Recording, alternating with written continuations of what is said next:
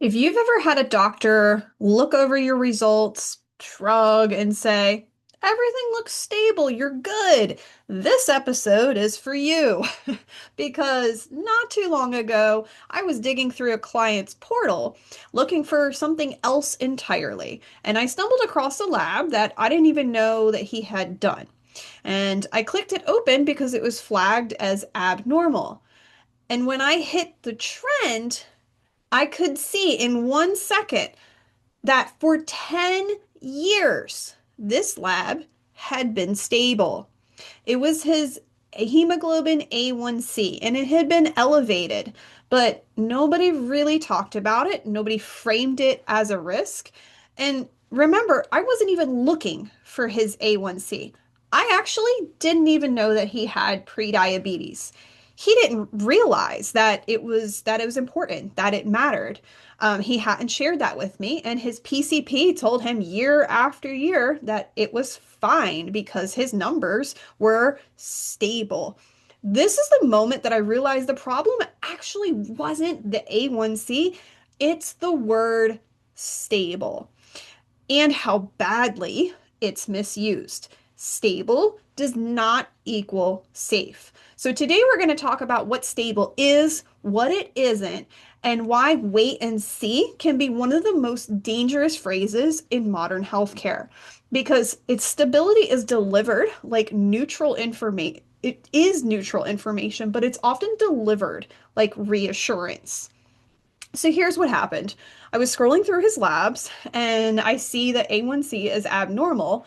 And I'm like, that's odd because if he's going to have an A1C done, I was expecting it would be normal because, again, I didn't even know about the pre-diabetes. And I saw this flat pattern. I mean, it was between 5.9, 6.1, 6 for an entire decade, 10 years. Honestly, my jaw dropped and my stomach fell out a little bit because nobody explained it to him in a way that he understood why it mattered. They said the word pre-diabetes, but what does that really mean, you know? And we spent 5 minutes talking through all of it. And I tell you what, his eyebrows popped up and he's like, why has nobody told me this? And, the answer really is because nobody ever explained it 7 layers deep. They said clinicians often think that a word or a phrase on its own is gonna that people are going to magically understand the gravity or the importance of a situation. But all they ever said was the word pre-diabetes and then it was stable. And he was like, cool. And every year they just moved on.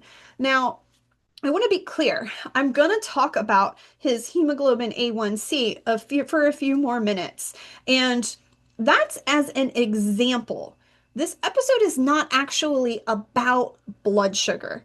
It's about the use of the word stable and how easily people get misled by it. This lesson absolutely applies to any lab, any scan, or any symptom that just gets brushed off as stable or unchanged.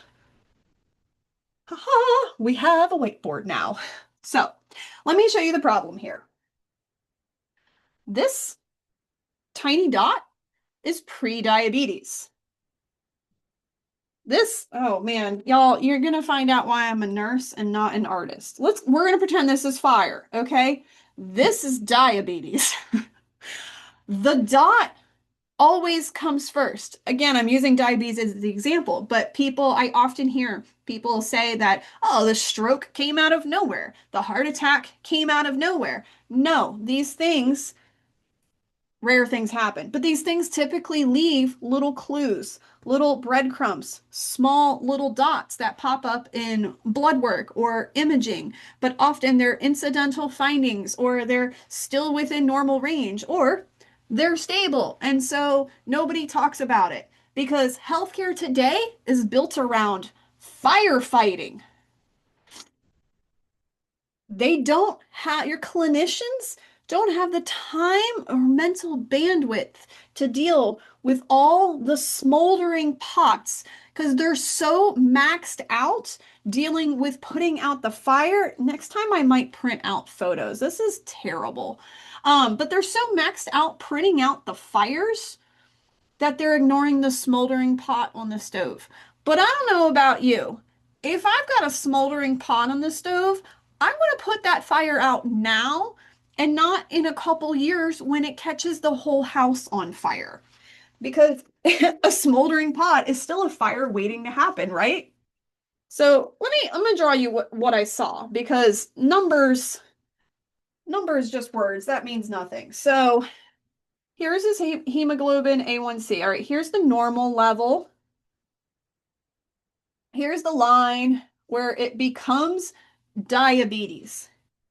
And this guy, year after year, his numbers are floating right about here. I kid you not, it went back for 10 years, all just below the surface of diagnosis of a problem, right below the surface of turning into a full-on house fire. And every single exam, primary care, what did they say? Well, it's stable. It is stable. But stable is not the same thing as safe. No. Stable does not mean improving. Stable does not mean harmless. Here's my favorite. Stable does not mean don't worry about it. The only thing stable means is unchanged. Now, some of you probably know this intuitively, and I think that's why you're sitting there going, okay, great, but what comes next? I got you. Ta-da! I'm gonna erase here. So, we all know that we're not actually talking about fires and smoldering pots. So let's take it down and make it a little bit more real here. Still fleshing out the concept of the diabetes. So this is your blood vessel, and there's a certain level of sugar that it's designed, glucose, that it's designed to be able to handle, right? The average is about 90 grams per liter of blood. This is not a math test. You don't have to memorize that. But when you take the same blood vessels, and this poor man's numbers were sitting where his blood sugar on average was about 40% more than it should be. 40, I mean, that's not a lot. That's like 1.5 times over almost.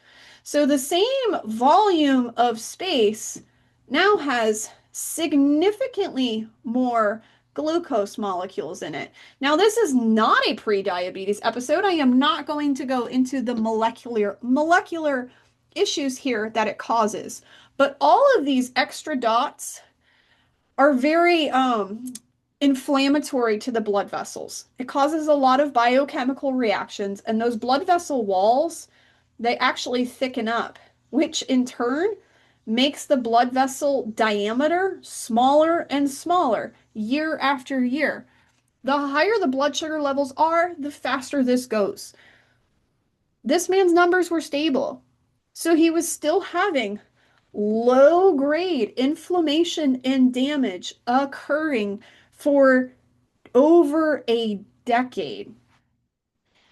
When when stable stable, we need more context around it than that.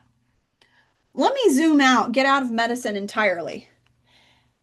If if there's a person in a domestic violence situation, and let's just say her husband hits her every day, and for a year, every day he's hitting her, that situation is stable.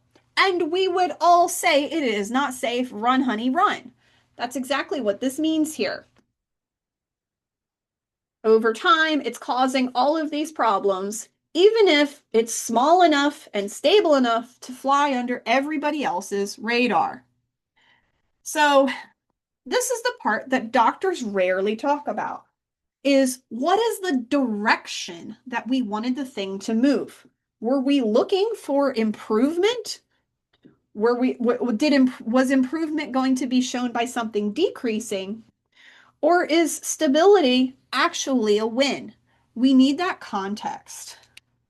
But so often what I hear instead is, we'll just wait and see. Well, wait and see. That's what we were doing with this man for 10 years. Do you know what happens when we wait and see?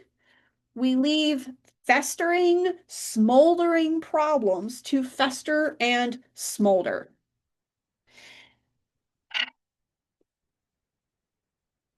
I want to talk about the nuance because the nuance is very important.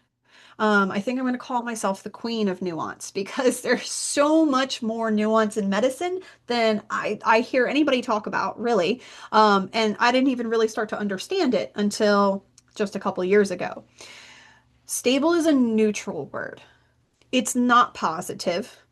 It's not negative. It's just neutral. You cannot interpret that without first answering the question of what direction were we hoping to move in. If you're in cancer remission, stable is great. Stable means no recurrence. If you've got a debilitating, chronic, progressing illness, stable is a miracle sometimes because that means nothing's progressing right now. But if you're pre-diabetic and the goal was to lower the A1C, or if you have an autoimmune condition and the goal was to lower the inflammatory markers, stable means we did nothing or we missed an opportunity. And if something is festering, smoldering beneath the surface, stable means we're ignoring that smoldering pot. And every time problems get ignored, we just have cumulative damage. And they have the phrase that an ounce of prevention is worth a pound of cure.